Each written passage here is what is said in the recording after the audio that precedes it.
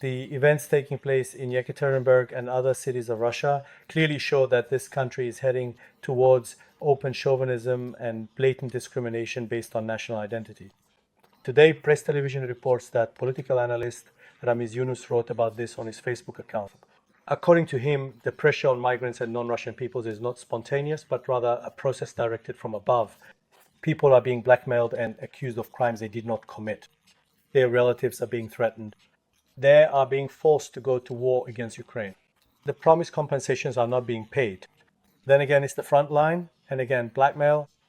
Muslims living in Russia have now become targets. The Islamophobia fueled for years by Kremlin-controlled media outlets is now openly flaring up. Propagandists like Russian journalist and television host Vladimir Solovyov are spreading hatred against Azerbaijan with their toxic speeches, and no one is stopping them. This is not just rhetoric. This is the Kremlin's new state policy, and this policy could further strain the already complicated relations between Azerbaijan and Russia. End of quote. The political analysts emphasized that the Kremlin should not forget the tragedy of the Azerbaijani civilian passenger plane being shot down by Russia as it approached Grozny. Moscow's silence on this issue is simply shameful. Until Russia officially apologizes for this crime, pays compensation, and punishes those responsible, Azerbaijan will keep this issue on the agenda in the international arena.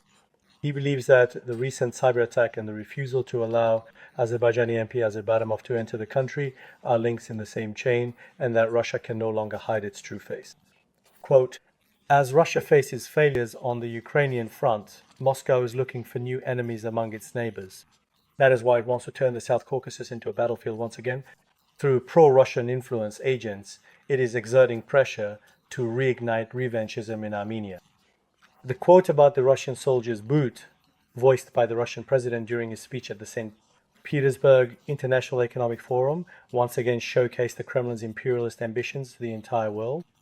If they think in Russia that the people of Azerbaijan and other post-Soviet countries do not see this, they are gravely mistaken.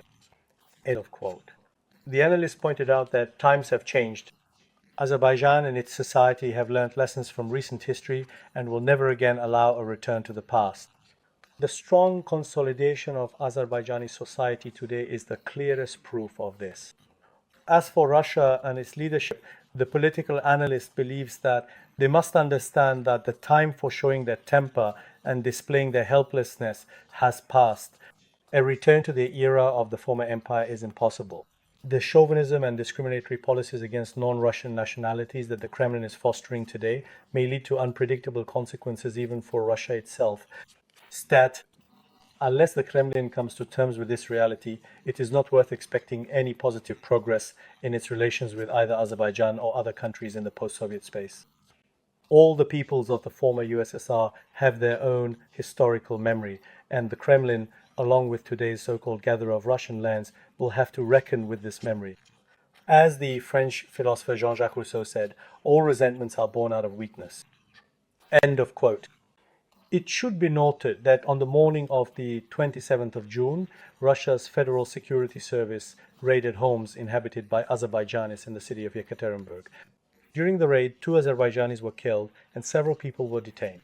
The Azerbaijanis who were killed are the brothers of the well-known journalist Seyfettin Hozenli.